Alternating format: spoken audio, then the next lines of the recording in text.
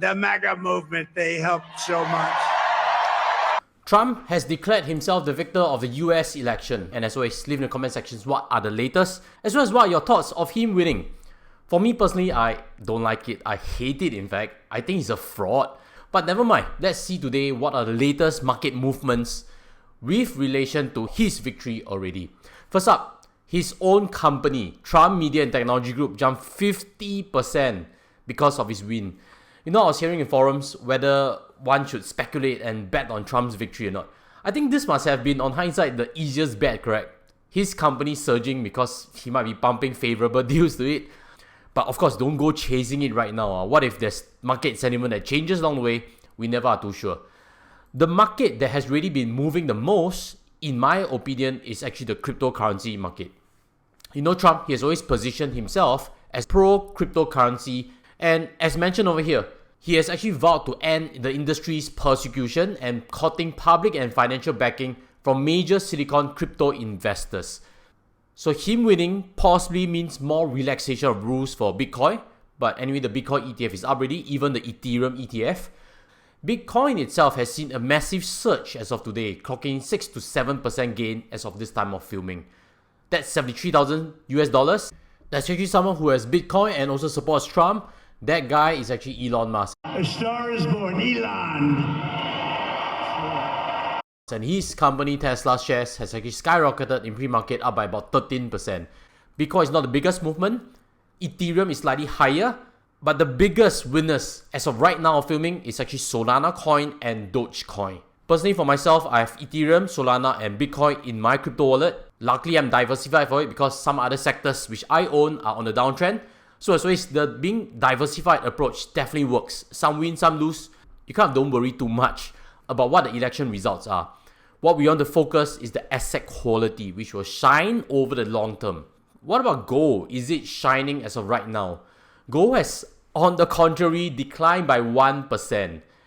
Its strength is driven a lot by US dollar, and US dollar actually rose in the tail end, as you can see over there, very sharply, 1.27% versus all other major currencies. I've actually advised private clients to consider moving out of US dollar, and if you are also owning a lot of US company stocks, US treasury bills, and regretted not selling out US dollar, this period of US dollar strength may be the time for you to convert some. I think it's just a logical way of thinking how to remove away forex risk. Trump winning has also created a sentiment that interest rates will be higher for the longer period. And what can be observed is US 10-year treasury yield has spiked up to 4.4%. Wow, previously when it dropped below 4%, I thought that this was on the downward trend, down all the way to 3%. Against all odds, it sprung up from 3.7 all the way back to 4.4% ever since October. If you're going to buy the latest Singapore savings bonds, which is right now at 2.8% yield, based on this information, I think you may actually skip this issue. The next one in December could be slightly higher. What is predicted accurately is actually by Maybank's report done in July 2024. They've mentioned that if Trump wins, he could bring dramatic trade policy changes with tariffs imposed on China, etc., etc. I'll touch on China in a quick while, so stay tuned for it. And as always, because I'm filming this late at night, help me smash the like button. I'm delaying my own dinner plans just to share this latest information with you. Back to this report, it's mentioned that REITs could face downside risks, especially Trump's first election. The historical track record was that REITs fell 10% over the next 3 months. That was because of increased macro and FX uncertainties, and REITs with exposure to China and Vietnam from the last Trump victory actually suffered the most. Mapletree Logistics Trust, Mapletree Pan Asia Commercial Trust have been suggested by Maybank as REITs who are exposed a bit more there that could see short-term volatility. Let's pull up today's REITs performance. We would see that Mapletree Logistics Trust is actually not on today's worst list. Mapletree Pan Asia Commercial Trust, yes, it's there at minus 1.6%. But today's biggest loser is actually Parkway Life REIT. Mapletree Industrial Trust actually paid a dividend today, so this 3.3% is actually including that dividend. Parkway Life REIT, being the lowest yielding REIT right now, is really needing to compress to give investors reason to deploy to it. Suntec REIT, in my opinion, is declining because of high borrowing in its books. Other blue chips in this list include Ascenders, include Centrepoint, who have lost 1+% today. and 6-7% across the last 1 month. So reinvestors, should you panic? Maybe I can share with you a quick word of what I'm doing. I'm just ignoring this volatility. For me, I'm not panicking. I just see this as noise. I haven't have much war chest because I've deployed so much already in the markets. If you still have a war chest, maybe these could be seen as buying opportunities, weaknesses they can accumulate back at the cheap. The long-term trend for interest coming down is still holding, so don't let 1 day or 1 week of election news sway your long-term plans. And speaking of REITs, smash the subscribe. I actually want to release Mapletree Industrial Trust's latest results. I've delayed that. Subscribe so that you get notified when that video is released. Mapletree Industrial Trust is my biggest allocation and I have recently purchased into it and pretty confident about its latest performance. Now back to hearing what are other market commenters saying about Trump's victory.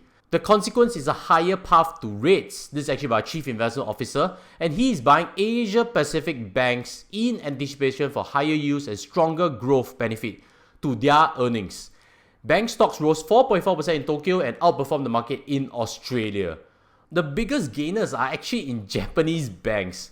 So maybe it's not really a banking sector benefits as a whole, it's just Japanese equities benefiting because Japanese banks surged 6% in this 1 day. Maybe with carry trade, US dollar strengthening, yen will weaken. That maybe is the bigger contributing factor. If you were to see China banks, you would realize that ICBC has lost 1% today, not gain, even though they are the same sector. This has actually dragged down Chinese sentiment, and Hang Seng has actually lost 2 to 3% for today.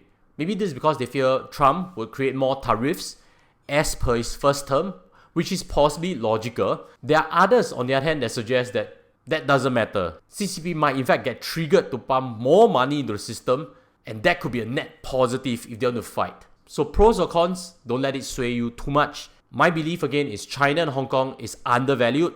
Weaknesses are times to consider accumulating, and as you accumulate, stay patient. This period is still volatile. Let's look back at Maybank's report. They've also highlighted the banking and financial sector. Separately, Singapore may enjoy continued safe haven wealth flows from North Asia as economic and policy uncertainty grows. So with that factor, they believe potential winners are OCBC and UOB, which was a good guess. If we were to see Singapore today, DBS gained marginally, but OCBC and UOB actually gained 1+%, which is quite a bit more. These two banks have a lot more ASEAN exposure.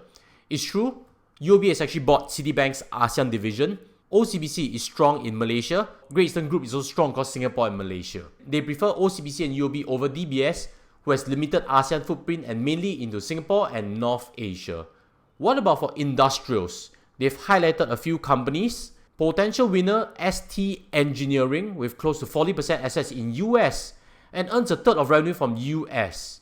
ST Engineering has actually recently acquired a US firm and they are in the defense sector, so maybe that has some reasoning.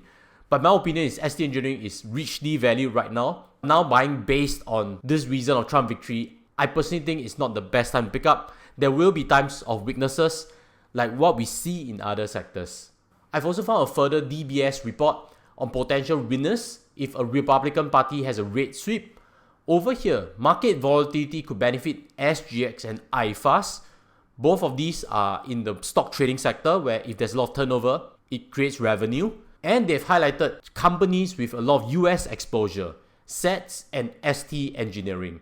SETS is something that I own currently. They have actually acquired WFS, which is Worldwide Freight Services, that handles luggages. I'm surprised that they view SETS as positive because SETS has loans, higher interest costs, but never mind, they believe the business revenue-wise would be strong for these two companies. So we've covered a lot of sectors for today. Let me know which are your preferred in the comment sections below. And since you start me right at the very end, let me share with you what I investing through 2016 when Trump was the president. I remember that day when he won.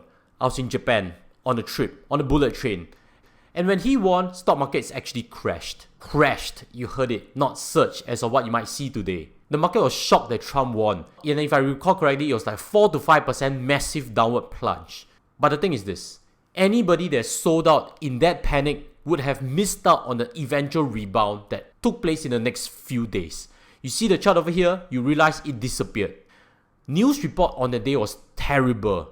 All hell break loose. So with that experience, I'd like to ask you, if you see news report today that Trump winning is all heaven start to shine, is that really true or not?